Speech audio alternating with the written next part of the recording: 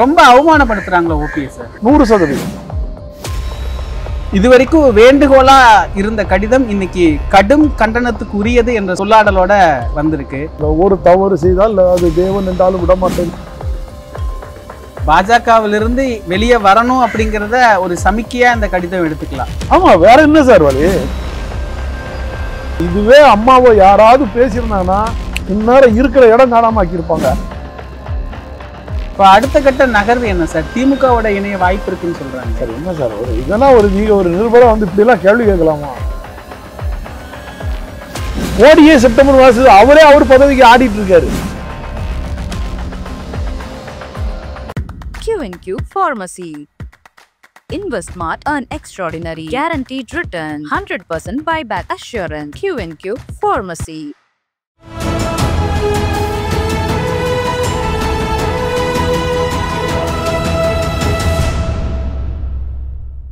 தமிழ் நிறம் நேயர்களுக்கு வணக்கம். இன்று நம்முடைய ஓபிஎஸ் ஆதரவாளர் திரு நாஞ்சில் கோலப்பன் அவர்கள் இணைந்திருக்கிறார். சார் வணக்கம் சார். சார், நேத்து வரைக்கும் சந்திக்கிறதே பாக்கியம் சொல்லிட்டு இருந்த ஓபிஎஸ் இன்னைக்கு மத்திய அரசை நேரடியா கண்டிச்சிருக்கிறாரு. இந்த கண்டனம் எதை குறிக்குது சார்? அதாவது தமிழ்நாட்டு மக்களின் நலன் கருதி அவர் கண்டனம் தெரிவிச்சிருக்காரு. அதாவது அந்த கல்விக்கு கொடுக்க வேண்டிய பணத்தை கொடுக்காம இதுக்கு முன்னாடியே அவர் ஒரு அறிக்கை கொடுத்துருக்காரு. நீங்கள் இப்போ மட்டும் கண்டனம் கொடுத்ததை பார்க்காதீங்க.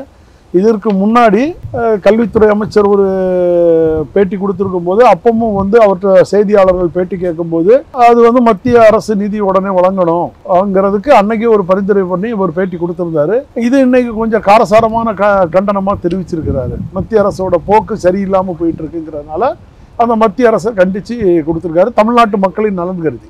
இதுவரைக்கும் வேண்டுகோளா இருந்த கடிதம் இன்னைக்கு கடும் கண்டனத்துக்கு உரியது என்ற சொல்லாடலோட வந்திருக்கு. இருக்கட்டுமே, அதாவது தவறு யார் செய்தாலும் தட்டி கேட்கணும் தானே தலைவரோட பாணி. அதை தட்டி கேட்குறாரு, அதை வரவேற்புமே. அதை ஏன் நம்ம இன்னொரு பிம்பமாக பார்க்கறது? தவறு நடக்கிறத சுட்டி காக்கணும். தலைவரே நான் நானேட்டால் அந்த பாட்டிலே அதானே சொல்ல, ஒரு தவறு செய்தால் அது தேவன் என்றாலும் விட மாட்டேங்கிறது தான் தலைவரோட பாடல் வரிகள். அந்த பாடல் வரிகளுக்கு போல அவர் தவறை தட்டி கேட்குறாரு. இதை நம்ம வரவேற்க தானே செய்யணும். இதில் போய் ஒரு ஆழ்ந்த ஏன் பிஜேபியை எதிர்க்கிறாரு அங்கே வேறு கண்ணோட்டத்தில் பார்க்க வேண்டாம்ங்கிறது எங்களுடைய கருத்து. ஜெயலலிதாவுடைய மறைவுக்கு பின்னாடி பிரதமரோட நேரடி விசுவாசியா அறியப்பட்டவர். அவரை சந்திக்கிறதுக்கு கூட வாய்ப்பு தரல. அதுக்கு காரணம் புரட்சி தலைவி அம்மா அவர்களோட மறைவிற்கு பின்னாடி தமிழ்நாட்டில் நடந்த நிகழ்வு. இவர் முதல்வராக இருக்கும்போது நடந்த ஜல்லிக்கட்டு பிரச்சனைகள், தெலுங்குல அந்த தண்ணி கொண்டு வரது, அந்த புயல் பிரச்சனைகள், இதுக்கு எல்லாத்துமே மத்திய அரசு உடனுக்குடனே கை கொடுத்து தமிழ்நாட்டோட ஒரு கோஆப்ரேஷன் பண்ணி செஞ்சுட்டு இருந்தார். அதுக்கு பாரத பிரதமர் மோடி நல்ல ஆதரவும் கொடுத்து நல்லா பண்ணிட்டு இருந்ததுனால அவர் மேலே ஒரு நம்பிக்கை, அளவற்ற ஒரு பற்று, தமிழ்நாட்டுக்கு மேலே ஒரு நல்ல ஒரு விசுவாசம் இருக்கிறாரு. அப்போ ஒரு புரட்சி தலைவி அம்மா மறைவுக்கு பிறகு நமக்கு ஒரு தமிழ்நாட்டை காப்பாற்றுறதுல ஒரு பாரத பிரதமர் மோடி இருக்கிறாருங்கிறதுனால தான் அவர் மேலே ஒரு பற்றுதல் பாசல். 2024 அவரே பாரத பிரதமராக வரணுங்கிறதுக்காக தன்னோட இயக்கங்கள் பிளவுபட்டு இருந்த பிறகு கூட அந்த ரெட்டைலை சின்னம், கொடி எல்லாத்தையுமே எடப்பாடி பழனிசாமி கிட்ட கொடுத்து பிறகு இவர் தன்னுடைய சுயேட்சை சின்னத்தில் போய் பலாப்பழ சின்னத்தை வாங்கிட்டு ராமநாதபுரத்தில் நின்று 35% ஓட்டுகள் வாங்கியாது பாரத பிரதமருக்கு ஒரு ஆதரவு தெரிவித்தவர். அந்த பாரத பிரதமரே இன்னைக்கு புறங்கணிச்சு போகும்போது அவருக்கு உள்ளுக்குள்ள ஒரு வலி வரதானே செய்யும், அந்த வேதனை வரதானே செய்யும். ஒரு உள்துறை அமைச்சர் அமித்ஷா யார் பாரத பிரதமர் மோடி வர வேண்டான்னு சொல்லி எதிர்த்து வேலை செஞ்சாரோ அவரே கொண்டு என்டிஏக்கு தலைவராக ஆக்கும்போது அந்த வலியும் வேதனையும் அண்ணன் ஓபிஎஸ் அவர்களுக்கு இல்லாமல் இருக்காதுல்ல. அது தமிழ்நாட்டு நாடி நரம்புல ஏறின தன்மானம்ங்கிறது இருக்கு. அந்த தன்மானத்தை விட்டு கொடுக்குற வழியில் அவர் என்னைக்கும் இறங்க மாட்டாருங்கிறது திரு நயினார் நாகேந்திரன் அவர்கள் சொல்றாரு. தெரிஞ்சிருந்தா நாங்க அப்பாயின்மெண்ட் வாங்கி கொடுத்துருப்போம் அப்படின்னு. ஏன் அவருக்கு தெரியாதா? அது நானும் பார்த்தேன். அது ஒரு கீழ்த்தரமான பேச்சு. நயினார் நாகேந்திரன் அந்த மேலே எனக்கு மரியாதை உண்டு. ஆனால் இந்த மாதிரி அவர் என்னிடம் கேட்டிருந்தால் நான் வாங்கி கொடுத்துருப்பேன்ங்கிறது ஒரு கீழ்த்தரமான ஒரு பேச்சாக நான் எடுத்துக்கொள்கிறேன். ஏன்னா அது அப்படிதான் தொண்டர்கள் எல்லாருமே, அதிமுக தொண்டர்கள். நீங்கள் நேற்று வரைக்கும் அதிமுக தொண்டனாக பயணித்தவர், ஒரு முன்னாள் அமைச்சராக இருந்தவர், அவருடைய கேபினெட்டில் அவர் முதலமைச்சராக இருக்கும்போது நீங்கள் மந்திரியாக இருந்தவர். நீங்கள் இன்னைக்கு கட்சி மாறி போய் இன்னைக்கு இன்னொரு கட்சிக்கு நீங்கள் பாஜக தலைவராக உட்கார்ந்துட்டு இருக்கும்போது அவர் என்டிஏ கூட்டணியிலே இருந்து பணியாற்றும் போது நீங்கள் இன்னைக்கு வரைக்கும் அந்த பாஜக தலைவர் பதவி ஏற்ற பிறகு அண்ணன் ஓபிஎஸ் அவர்களை நேரடியாக சந்தித்து ஒரு சால்வை அணித்து மரியாதை நிமித்தமாக சந்தித்தது உண்டான்னு சொல்லுங்க. போகிற போக்கில் கல்யாண வீட்டில் பார்த்தேன், சடங்கு வீட்டில் பார்த்தேன், அதுக்கு பின்னாடி காரில் ஏறி துள்ளிட்டு போனேன், அந்த கதையெல்லாம் விட்டுருங்க, அது வேற. ஆனால் நீங்கள் என்னைக்காவது அவரை மரியாதை நிமித்தமாக நான் பாஜக தலைவராகிவிட்டேன் அப்படின்னு சொல்லி ஒரு என்டிஏ கூட்டணியில் இருக்கிறவர், ஒரு முன்னாள் முதல்வர் அண்ணன் ஓபிஎஸ் அவர்களை மரியாதை நிமித்தமாக நீங்கள் சந்தித்து அவரை ஒரு இல்லத்தில் போய் சந்தித்து பார்த்தது உண்டான்னு சொல்லுங்க நயினார் நாகேந்திரன். எனக்கு நயினார் நாகேந்திரன் மேலே தனிப்பட்ட மரியாதை உண்டு, பாசம் உண்டு, அது வேற கதை. ஆனால் கட்சின்னு வரும்போது எங்கள் கட்சி தலைவரை பேசும்போது, அதுவும் பாஜக தலைவர் லீடரில் இருந்து பேசும்போது என்னைக்கு நாங்கள் கேட்டுட்டு இருக்க மாட்டோம். அதனால அவருடைய பேச்சு கீழ்த்தரமான பேச்சுங்கிறோம். ரொம்ப அவமானப்படுத்துறாங்களா ஓபிஎஸ்? 100% அதில் மாற்று கருத்து கிடையாது. அதாவது ஒரு மனிதனை நீங்க எவ்வளவுலாம் புரட்டி போடணும், அதாவது மக்கள் செல்வாக்கு இருக்கிற ஒரு மனிதனை அந்த ஒரு பிம்பத்தை மறைக்கணும், பாஜக முன்னுக்கு வரணும், ஓபிஎஸ் இருக்கிற வரைக்கும் பாஜக வளராதுங்கிற ஒரு நம்பிக்கையை வச்சுக்கிட்டு அந்த ஒரு எண்ணத்தினால பாஜக வளர்க்கணுங்கிறதுக்காக நீங்க ஓபிஎஸ் அளிக்கிறீங்க. ஏன்னா எடப்பாடி பழனிசாமி மக்கள் மத்தியில ஒரு செல்வாக்கு அற்ற ஒரு மனிதர், செல்வாக்கு மிக்கவர் இல்லை. அண்ணன் ஓபிஎஸ் அவர்கள் ஒரு செல்வாக்கு மிக்கவர். அதனால என்ன பண்றாங்க, எடப்பாடி பழனிசாமி எப்படி வேணாலும் இழுத்துக்கலாம், ஈடி எப்படினாலும் போட்டு நம்ம இழுத்துக்கலாம், அவர் கூட இருக்கிற அமைச்சரெல்லாம் நம்மளை விட்டு பாஜக ஓடைய பி டீமாக தான் நம்ம கிட்ட இருப்பாங்கங்கிற ஒரு எண்ணத்தில் இருக்காங்க. அண்ணன் ஓபிஎஸ் அவர்கள் எந்த காலத்திலையும் தன் கட்சியை இயக்கத்தை விட்டு கொடுக்க மாட்டார், புரட்சி தலைவி அம்மா வழியில. அதனால தான் எல்லாரும் சேர்ந்து ஓபிஎஸ் அண்ணனை இப்படி தாக்குறாங்க. எப்படி ஒதுக்கலாம், அவர்கிட்ட ஆள் இல்லை, அவர்கிட்ட இது இல்லை, நீங்கள் கட்சி கூடிய சின்னத்தை கொடுங்க, நீங்கள் அமைதியாக இருங்க, இப்படி பலதப்பட்ட நிர்பந்தங்களுக்கு அவர் அடிபணிஞ்சாரு. இனி ஒருபோதும் அவர் அடிபணிஞ்சு பாஜகவை சார்ந்தவர்கள் சொல்றதை கேட்டு நடக்க மாட்டாருங்கிற எண்ணம் அடிமட்ட தொண்டர்களுக்கு விதைச்ச லெட்டர் தான் இந்த கண்டன லெட்டர்னே வச்சு. பாஜகவிலிருந்து வெளியே வரணும் அப்படிங்கிறத ஒரு சமிக்கையா இந்த கடிதம் எடுத்துக்கலாம். ஆமா, வேற என்ன சார் வழி? நீங்க உள்துறை அமைச்சர் வாராரு, என்டிஏ தலைவராக்கிட்டு போறாரு, அண்ணன் ஓபிஎஸ் அண்ணன் அழைச்சி பேச மாட்டேங்கிறீங்க. எந்த ஒரு இது இல்லாத ஒரு சூழ்நிலையில நீங்க வச்சுட்டே இருக்கும்போது அந்த கதவுகள் அடைக்கப்பட்டது. அதாவது அண்ணன் சொன்னார், மதியாதர் வாசல் மிதியாது. இந்த மாதிரி அண்ணன் பண்டூர்ட்டியார் அவர்களுடைய கருத்து வந்து தமிழ்நாட்டு மக்கள் அதிமுக தொண்டர்களுக்கெல்லாம் இதயத்தில் பால் ஊத்துன மாதிரி ஆயிடுச்சு. ஏன்னா நாங்கள்லாம் வெதும்பி இருந்தோம், இந்த பாஜக நம்மளை இப்படி பண்ணிக்கிட்ட, இப்படி சோதனை மேல சோதனை பண்றாங்களே. நான் என்ன சொல்றேன், 2024 பாரத பிரதமர் மோடி வரணுங்கும் போது அன்னைக்கு ஏங்க இந்த எடப்பாடியை நீங்க கொண்டு வரல? நெருக்கடி கொடுத்து கொண்டு வந்து உட்கார வச்சு 20 சீட் அண்ணன் ஓபிஎஸ் சைட்ல 20 சீட்டு எடப்பாடி சைட்லயும் கொடுத்துருக்கலாம்ல. அப்ப பாஜக வந்து எடப்பாடியை பி டீமா செயல்பட விட்டா, சின்னத்தையும் கொடுத்து கொடியும் கொடுத்து டெபாசிட் காலியா போச்சுல சார். அந்த டெபாசிட் இழந்தவர், தோல்வியே கண்டவர், 10 தோல்வியை கண்டவர், தமிழ்நாட்டில் எப்பவுமே வெற்றி பெறாத ஒரு மனிதர், அந்த முகத்தை கொண்டு வந்து நீ என்டிஏக்கு தலைவர் சொன்னா எப்படி சார் ஏத்துக்கிட முடியும்? இன்னைக்கு பப்ளிக்ல போறாரு தமிழ்நாட்டின் முதலமைச்சர், நீ வா போன்னு ஒரு ஒருமையில பேசுறாரு. அவருடைய பேச்செல்லாம் நீங்க பாத்தீங்கன்னா ரசிக்கத்தன்மை அற்றதா இருக்குது. நீ ஏதோ ஒரு ஆணவத்தின் மிகுதியில ஒரு தமிழ்நாட்டு முதல்வர், மக்களால் தேர்ந்தெடுக்கப்பட்டவர். உண்மையிலே திரு ஸ்டாலின் அவர்கள்லாம் ஏன் இப்படி உட்கார்ந்துட்டு இருக்காருன்னு தெரியல. இதுவே அம்மாவை யாராவது பேசியிருந்தாங்கன்னா இந்நேரம் இருக்கிற இடம் காணாம ஆக்கியிருப்பாங்க. திரு ஸ்டாலின் அவர்கள் ஏன் பொறுமையோட போயிட்டு இருக்காரு இன்னும் அங்கிறது தெரியல. அந்த அளவுக்கு ஒரு கீழ்த்தரமா பப்ளிக் இடத்துல போய் நின்றுட்டு ஒரு தமிழ்நாட்டின் முதல்வரை போய் ஒருமையில பேசுறதெல்லாம் ஒரு நல்ல தலைவருக்கு அழகு இல்லை. அவரை நாங்க தலைவர், என்டிஏ தலைவர் சொல்லி போனா நாங்க படு பாதாளத்திலேயே படு தோல்வியிலையும் தான் போக வேண்டிய கட்டாயத்துக்கு. அப்போ அதிமுக தொண்டர்கள் உரிமை மீட்பு குழு என்டிஏ கூட்டணியிலிருந்து விலகி விட்டது. அறிக்கை வர்றது வரைக்கும் காத்திருப்போம். இன்றைய சூழ்நிலையில அந்த பாதையை நோக்கி சென்று கொண்டு இருக்கோம். அண்ணன் நிர்வாகிகள் எல்லாம் கலந்து ஆலோசித்து முடிவெடுத்து அவர் எப்போ அறிக்கை வெளியிடுறாரோ அன்னையிலேருந்து அந்த கதவை நாங்கள் மூடிட்டு வெளியில் போயிடுவோம். வெளியில் போயிடுவீங்களா, போயிட்டீங்களா? தொண்டர்கள் வெளியில் வந்துட்டோம். நல்லா புரிஞ்சுருங்களா? தமிழ்நாட்டில் இருக்கிற அனைத்து தொண்டர்களும், அது அதிமுக பிளவுபட்ட இயக்கமாக பார்க்காதீங்க, எடப்பாடி பழனிசாமி கிட்ட இருக்கிற தொண்டர்களும் இனி இந்த எடப்பாடி பழனிசாமியை நம்பி நம்ம போனால் பள்ளத்தில் விழுந்துருவோம், வேண்டாம், இந்த கட்சியை காப்பாற்றணும்னா அண்ணன் ஓபிஎஸ் அவர்களுக்கு பின்னாடி போனாதான் நல்லதுங்கிற ஒரு முடிவு எடுத்துட்டாங்க. அந்த முடிவு அண்ணன் வந்து இப்போ வெளியில வரும்போது அது எல்லாமே ஒருங்கிணையும். அந்த ஒருங்கிணைந்தது தான் செப்டம்பர் 4 ஒருங்கிணைந்த தொண்டர்கள் மாநாடா இருக்கும். இப்போ பாஜகவோட இவ்வளவு நாள் பயணிச்சிருக்கிறீங்க, நிறைய கூட்டணி இருக்கு, நிறைய உடன்பாடுகள் எல்லாமே இருந்தது. இவ்வளவு நாள் பாஜக கிள்ளுக்கீரையா ஓபிஎஸ் அவர்களை பயன்படுத்திடுச்சு. சுருக்கமாக சொல்ல போனால் பாஜகவால் அண்ணன் ஓபிஎஸ் அவர்கள் எந்த பலனையும் அடையலை சார். ஏன் அன்னைக்கும் சரி இன்னைக்கும் சரி வேணும்னா நீங்கள் நல்லா புரிஞ்சுக்கலாம். லெட்ரு கொடுத்து முதலமைச்சர் பதவியிலிருந்து ராஜினாமா செய்துட்டு வந்தார். திரும்பி அவர் உட்கார வச்சாங்க, எடுத்தாங்க, எல்லாம் பண்ணினா கூட எடப்பாடி பழனிசாமியும் இவங்களையும் 2 பேரையும் கை கோர்த்து விட்டாங்க. நீங்கள் துணை முதலமைச்சர் வாங்கிடுங்கன்னு சொன்னாங்க. ஆனாலும் அந்த துணை அப்போவுமே எல்லாருக்குமே தெரியும் இந்த வந்து ஒரு பக்கமாக சாயிறாங்க பாஜக. இவர் போனால் டெல்லிக்கு போனால் உடனே அங்கேருந்து தகவல் கொடுத்துருவாங்க. உடனே எடப்பாடி பழனிசாமி போய் உட்கார்ந்து விடுவார். இவரை எங்கேயுமே தனிப்பட்ட முறையில் செயல்படுத்த விடாமல் இருந்தாங்க. அப்புறம் ஓபிஎஸ் கையில் ஆள் இல்லை, அண்ணன் ஓபிஎஸ் கிட்ட யாருமே இல்லை, அவர் வந்து தனி ஆளுன்னு சொல்லி ஒரு பிம்பத்தை கட்டினாங்க. அதுக்கு பாஜக பின்புலத்திலே இருந்தது. ஈரோடு கிழக்கு தொகுதியை வந்து நீங்கள் ஒதுங்கிடுங்கன்னு கொடுத்தாங்க. இப்படி பலதரப்பட்ட பாஜகவால் அண்ணன் செயல்பட முடியாத ஒரு சூழ்நிலையில தான் இருந்தார். அதனால இந்த பாஜக விட்டு வெளியில வர்றது நல்லது. புரட்சி தலைவி அம்மாவின் ஆன்மா வரவேற்கும். இப்போ அடுத்த கட்ட நகர்வு என்ன சார்? திமுகவோட இணைய வாய்ப்பு இருக்குன்னு சொல்றாங்க சார். என்ன சார் இதெல்லாம் நீங்க ஒரு நிருபரா வந்து இப்படி எல்லாம் கேள்வி கேட்கலாமா? இல்ல பேசார் ஒரு அதிமுக பேச்சு 1000 பேசுவான் சார். ரோட்ல போறவன் 1000 பேசுவான். இந்த மாதிரி எல்லாம் கேள்வி கேட்கும்போது அது ஒரு அநாகரிகத்தின் வெளிப்பாடு சார். நீங்கள்லாம் போய் திமுகல சேருவாங்கன்னு சொன்னா சார், அவர் வந்து அண்ணா திமுகலே 3 முறை முதலமைச்சராக இருந்தவர், அம்மாவுக்கு அடுத்தால ஒரு இதில் இருந்தவர், இன்னைக்கு கழக ஒருங்கிணைப்பாளராக நீதிமன்றத்தில் வழக்காடி கட்சியை மீட்கிற போராடிட்டு இருக்காரு.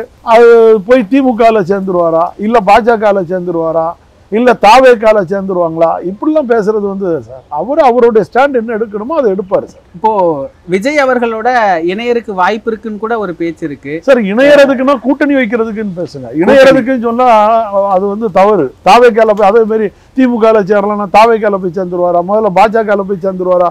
சார் தன்மான முக்கிய தலைவர் சார். நீங்க நல்லா புரிஞ்சுருங்க. அவரை வந்து சாதாரணமெல்லாம் நடக்குங்க. அமைதிக்குள் ஒரு பூகம்பம். அதாவது கடல் பார்த்து அமைதியாக தான் இருக்கும். அது சுனாமி ஆச்சுன்னா என்ன ஆகும்?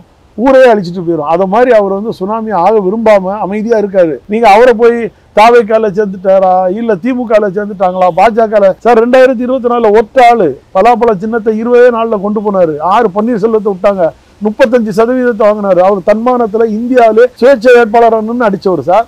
அவரை போய் நீங்க சும்மா ஒரு பெருந்தலைவர் சார், அவரை போய் நீங்க போய் சில ஊடகங்களும் ஒரு பத்திரிகையாளர்களும் இந்த பாஜக சில ஒரு 1-2 இந்த கோலாகல சீனிவாசன் பேரே சொல்றேன், ஒரு கீழ்த்தரமான மனிதர்கள். இவங்களெல்லாம் வந்து கேட்கும்போது அவர் தாவேக்கால அவைத்தலைவர் பதவிக்கு போயிட்டாரு. அப்ப நாங்களும் சொல்லுவோம், மோடிக்கு செப்டம்பர் மாசத்தோட முடிஞ்சு போச்சு. அவர் வந்து எடப்பாடி பழனிசாமி கூட வந்து அவைத்தலைவர் பதவிக்காக கேட்டு துண்டு போட்டிருக்காரு. நாங்க சொல்லணுமா? நாங்க சொல்றோம் சார், மோடிக்கு செப்டம்பர் மாசத்தோட பிரதமர் முடிஞ்சு போச்சு சார். அவர் வந்து எடப்பாடி கிட்ட சொல்லி இந்த அதிமுக சேர்ந்து அவைத்தலைவர் பதவிக்காக துண்டு போட்டிருக்காரு. நாங்க சொல்றோம். இந்த மாதிரி கோலாகல சீனிவாசன் போன்ற பாஜக போன்ற ஒரு வாடகை வாயர்கள் எல்லாம் நிறைய இருக்காங்க. அந்த அவங்களுக்கெல்லாம் அந்த வாயில வடை சுட்டே பழக்கமானவங்க. இப்படி வந்து ஒரு கீழ்த்தரமா ஒரு தலைவர் வந்து பேசுறது வந்து ஒரு அநாகரிகமற்ற செயல். இப்ப நாங்களும் அது மாதிரி சொல்ல தொடங்கினா தவறான சூழ்நிலைக்கு போயிடும். இப்ப தன்னோட பலத்தை ஓபிஎஸ் காட்டணுங்கிற ஒரு நிலைமை வந்துருச்சுன்னு நினைக்கிறீங்களா? 100% அதெல்லாம் மாற்றுக்கிறது கிடையாது. அதாவது தன்னுடைய பலம் வந்து அவர்கிட்ட இருக்கு. அவர் வந்து காட்டு யானை மாதிரி அவர் இன்னைக்கு நீங்க கோயில் யானை மாதிரி சித்தரிச்சு வச்சிருக்கீங்க. ஆனாலும் எல்லாத்துக்கும் அசைஞ்சு வர பக்தர்களுக்கெல்லாம் ஆசீர்வாதம் கொடுத்துட்டு இருந்தாரு.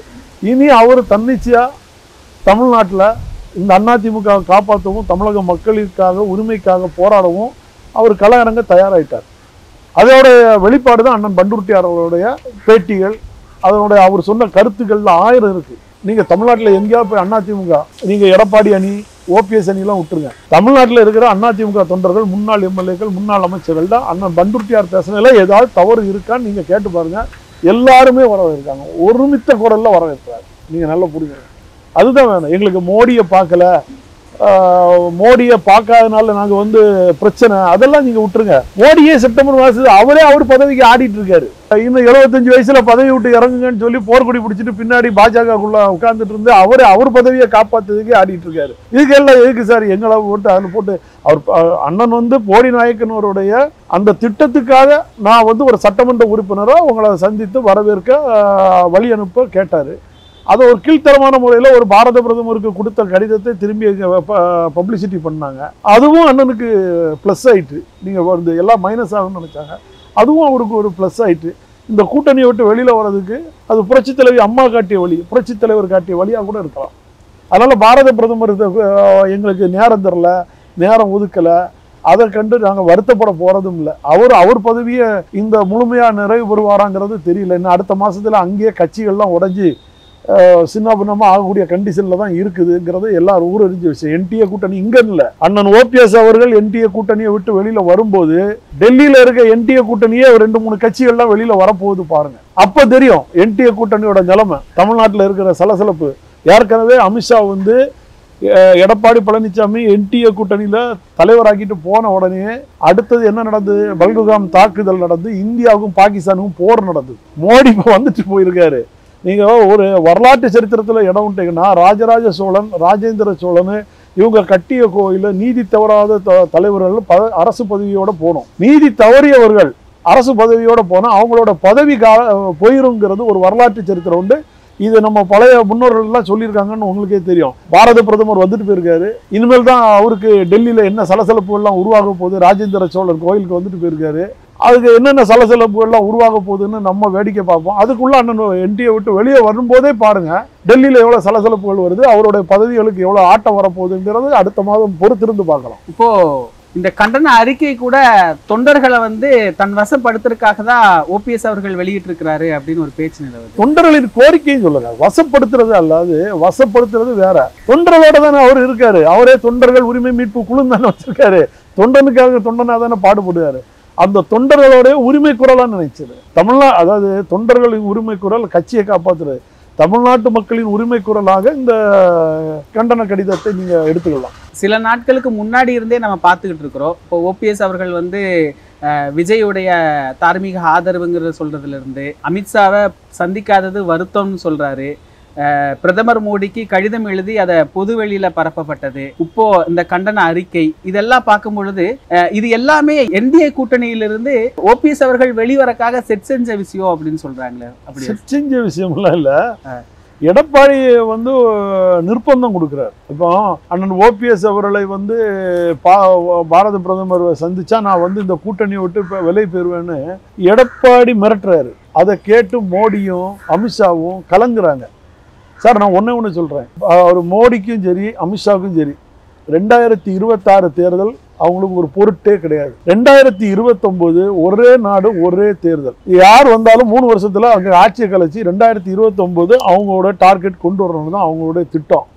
அதுக்கு யார் கிள்ளுக்கீரையா பயன்படுவாங்கிறது தேர்ந்தெடுத்த நபர் தான் எடப்பாடி பழனிசாமி. ஏன்னா அவருடைய இடி சப்பு ஒரு பிரச்சனைகள், அவங்க மாமா சம்பந்தி வீட்டு பிரச்சனைகள், ஏகப்பட்ட பத்திரிகை ஊடகங்கள்ல எல்லாம் நிறைய வந்திருக்கு.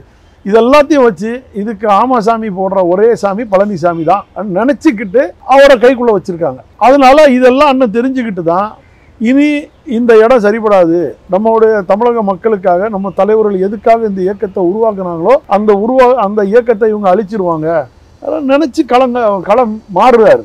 அதனுடைய முதல் குரல் தான் அண்ணன் பண்டூர்ட்டியார் அவர்களின் குரல். அண்ணன் ஓபிஎஸ் அவர்களின் அறிக்கை இன்னும் கூடிய விரைவில் வரும். அதிமுக தொண்டர்கள் உரிமை மீட்பு குழுவுடைய அடுத்த கட்ட நகர்வா மக்கள் நலனுக்காக வேறொரு கூட்டணி அமையப்படுமே தவிர தனி கட்சி ஆரம்பிக்கப்படாது. தனி கட்சி ஆரம்பிக்கப்பட்டார் சார். அதாவது இவர் வந்து நாடாளுமன்ற தேர்தலிலே 10 வேட்பாளர்களை விட்டு களம் கண்டிருந்தா ரெட்டை எலெக்ஷன் அன்னைக்கே முடக்கப்பட்டிருக்கும். உண்டா இல்லையா? அதை செய்ய விடாம தடுத்தது யாரு? பாஜக. ஈரோடு கிழக்கு தொகுதியில ஒரு நீதிபதி அதிமுக ஒரு பெரிய கட்சி, ஆண்ட கட்சி, அது போட்டியிடணும்லாம் சொல்லி ஒரு அதிமுக அவைத்தலைவரா அண்ணன் பண்டூர்ட்டியார் அவர்கள் அது ரொம்ப தெளிவாவே மீடியால சொல்லிட்டார், விளக்கம் கொடுத்துட்டார். எப்படி அதுக்குள்ள பாஜக வந்து நீ இப்படி பாஜக உள்ள நுழைஞ்சி ஒரு அதிமுகவை உடைக்க விட்டு அவர் கையில பொதுச் செயலாளர் பதவியை கொடுக்க வச்சு, சின்னத்தை கொடுக்க வச்சு, கொடியை கொடுக்க வச்ச பாஜக அமித்ஷா நல்லவர் போல நாடகம் ஆடியது எவ்வளவு வேதனைக்குரிய விஷயம். நாங்க உள்கட்சி விஷயத்துல நுழைய மாட்டோம் சொன்ன அமித்ஷா எப்படி சார்